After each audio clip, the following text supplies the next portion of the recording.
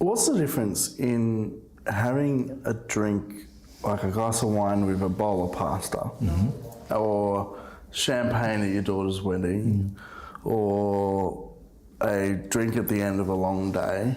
What's the difference between doing that and stopping, and then having a drink at your daughter's wedding and becoming the drunk fool? What's the difference?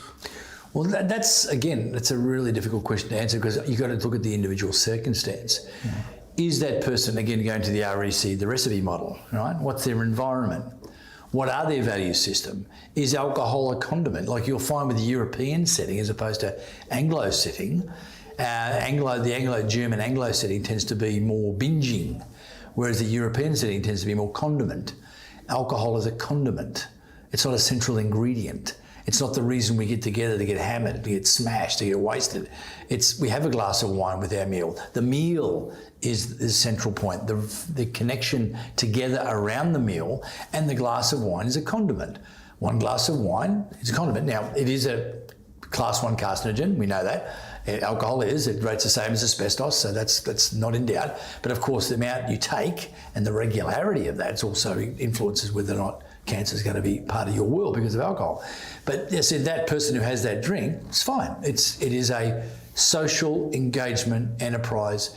But when it comes to the binge culture, then what's going on behind that? I mean, is it a necessity? Do I need to? And that comment you made after the end of a long day, that's a classic and then this is unpopular with many when you bring it to the table, it's a self-medicating model.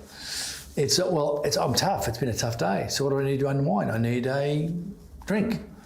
So I'm managing my angst, my stress, and so it's a poor man's, what they call the poor man's antidepressant, you know, it's like, okay, let's have this. And I feel better, but I'm not actually getting worse. We know from the science, alcohol does not do what it purports to do by the way we feel. It adds to the problem itself.